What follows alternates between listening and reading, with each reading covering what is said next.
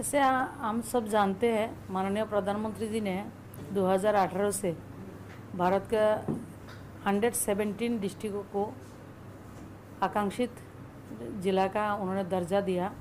उन्होंने उसको आकांक्षित बोल के बीमारों डिस्ट्रिक्ट बोल के छोड़ नहीं दिया, उसके डेवलप के लिए एक मानक भी उन्होंने तय किया है। उसके नीति आयोग के मानक से वो काम करते हैं और उसको फंडिंग भी CSR फंडिंग हो और सरकारी फंडिंग हो, उसको भरपूर फंडिंग किया जाता है।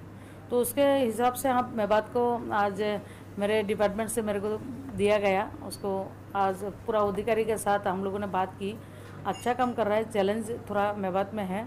तो मैंने पहले आपको बोलूँगी जो मेरे जो डिपार्टमेंट है सोशल जस्टिस एंड एम्पावरमेंट, उसमें हमारे दिव्यांगजन और जो सीनियर सिटीज़न है उसको हम अप्लायंसेस बांटते हैं। तो यहाँ पे अच्छा लगा जो हमारी यहाँ पे कॉमन सर्विस सेंटर है उसी थ्रू वहाँ पे बांटने का काम होता है और भी वहाँ पे असेसमेंट करके और भी अच्छा कैसे कर सकते हैं उसके ऊपर भी बात की। और हमारे विभाग से एक है DDRC होता है और जो डिस्ट्रिक्ट जो हमारे दिव्यांगजन रिहेबिलिटेशन सेंटर उसका DM उसका चेयरमैन होते हैं, उसका एक प्रपोजल भेजने के लिए मैंने बोला। उसके लिए हम लोगों ने 23 लाख रुपया देते उसको ऑनरियम ईयरली ऑनरियम रीएम्बर्समेंट सिस्टम है ऑनरियम के लिए। यहाँ पे फिजियोथेरापिस्ट रहता है, फार्मासिस्ट रहता है, डॉक्टर भी रहता है, साइन लैंग्वेज के लिए जो होता है सब उसका व्यवस्था हम रखते हैं। मोटा मोटी एक छोटा हॉस्पिटल जैसा एस्टेब्लिशमेंट स्टेट गवर्नमेंट को देना पड़ता है, डिस्ट्रिक्ट एडमिनिस्ट्रेटर DM को देना पड़ता है, उसके ऊपर हम उसको करेंगे। उसके अलावा 20 लाख रुपया देते हैं उसको इक्विपमेंट खरीदने के लिए, अप्लायंसेस खरीदने के लिए वन टाइम, और 5.5 लाख रुपीज़ हम देते हैं उसका एडमिनिस्ट्रेटिव सिस्टम को हर साल चलाने के लिए। तो ऐसा एक विषय है। उसके अलावा SC और OBC जो बच्चे हैं उसके लिए जो स्कूल में हॉस्टल करना चाहते हो 40-60 रेशियो से, हम लोग सेंट्रल गवर्नमेंट 60 और स्टेट गवर्नमेंट 40 रेशियो से हम हॉस्टल के लिए भी फंडिंग करते हैं। जमीन सरकारी होना चाहिए, स्कूल का होना चाहिए, कॉलेज हो, यूनिवर्सिटी हो, स्कूल हो, सबको हम उसको दे सकते हैं।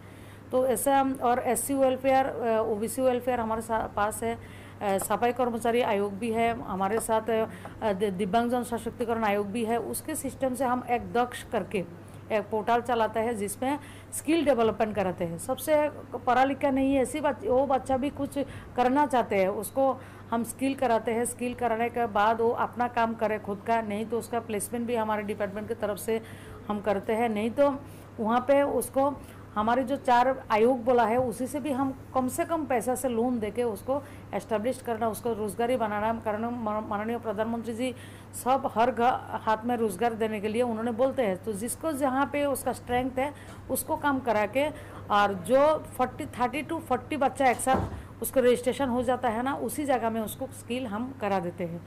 100% ट्रांसपेरेंट हम उसको करते हैं। तो यहाँ पे आंगनबाड़ी सेंटर का थोड़ा अपना बिल्डिंग कम है, हम लोगों ने एक टारगेट रखा अगले 3 महीने कितना बिल्डिंग कर सकते हैं। अगले 3 महीने से 1 साल का मिशन मूड रख के उसको करना है। उसमें CSR फंड को भी वहाँ पे रखना है, MP LAD fund, MLA LAD fund भी वहाँ पे हम कर सकते हैं। यहाँ पे और एक चैलेंज है जो पानी का। तो पानी होगा तो भी उसको हमारा खेती कर सकते हैं।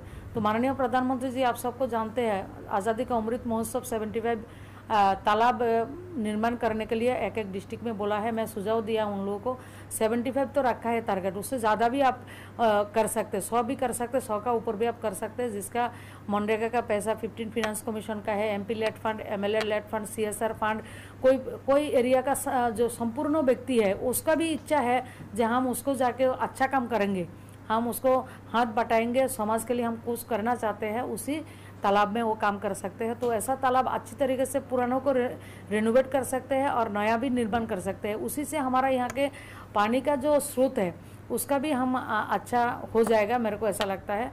तो आगे चल के मेरे को एजुकेशन डिपार्टमेंट में हो, हमारी हेल्थ इशू हो, सब जगह से हम लोगों ने बात की। क्यों 5 मानक में हम काम करते हैं, उसमें हेल्थ एंड न्यूट्रिशन है, एजुकेशन सिस्टम है, एग्रीकल्चर का है और फिनेंशियल इंक्लूजन है, उसके बेसिक इंफ्रास्ट्रक्चर का भी वो है, उसी में अच्छा काम हो रहा है।